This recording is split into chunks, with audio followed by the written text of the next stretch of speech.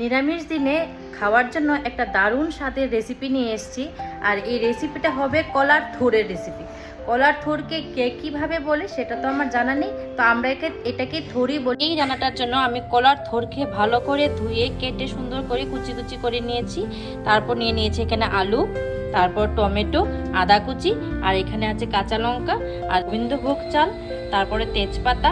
জন্য আমাদের প্রথমেই চালটাকে একটু ভালো করে ধুয়ে নিতে হবে। তো চালটা এখন ভালো করে ধুয়ে আমি রান্নাটা শুরু করছি। তো মিক্সিতে অল্প কাঁচা লঙ্কা আর আদা গুঁড়োটা দিয়ে দিচ্ছি, এখানে জিরে গুঁড়ো, তারপর দিয়ে দিচ্ছি ধনে গুঁড়ো। মশলাটাকে ভালো করে পেস্ট করে নেব। তেলটা ভালো করে গরম হয়ে গেছে, এখন এটাতে দিয়ে দিচ্ছি আলু। আলুগুলো ভালো করে লাল লাল করে ভেজে নেব।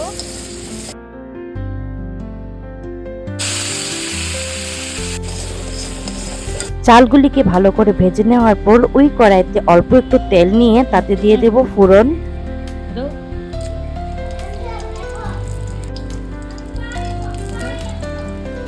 তারপর দিয়ে দিচ্ছি 5 ফোড়ন।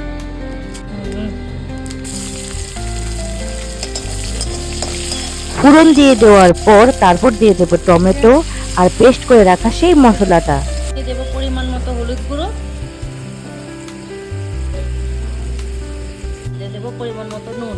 এখন মশলাটাকে ভালো করে ভেজে নেব যতক্ষণ না তেল উঠে আসে মশলা থেকে। একদম বলক এসে গেলে তার মধ্যে দিয়ে দেব আমি কেটে রাখা। মশলাটা ভালো করে শুকিয়ে গেছে আর তাতে তেলও চলে আসছে। এখন তাতে দিয়ে দেব কেটে রাখা সেই থুরগুলো। ভালো করে এই রান্নাটা খুবই সহজ, খেতেও খুব মজাদার হয়।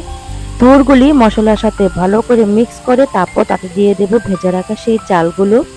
চালগুলি দিয়ে দেওয়ার পর কিছুক্ষণ সময় ঢাকনা চাপা দিয়ে রেখে দেব। ভালো করে এটা সিদ্ধ হয়ে গেলে তারপর দিয়ে দেব ভেজে রাখা আলুগুলো। আমাদের চালটাও ভালো করে সিদ্ধ হয়ে গেছে আর থুরটাও ভালো করে সিদ্ধ হয়ে গেছে। খুব মাখো মাখো একটা স্ট্রাকচার আসে তরকারিতে।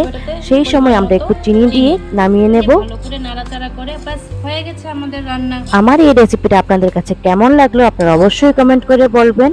আজকের জন্য এখানেই রাখছি। নামিয়ে দিয়ে দেব এটাতে অল্প করে ঘি।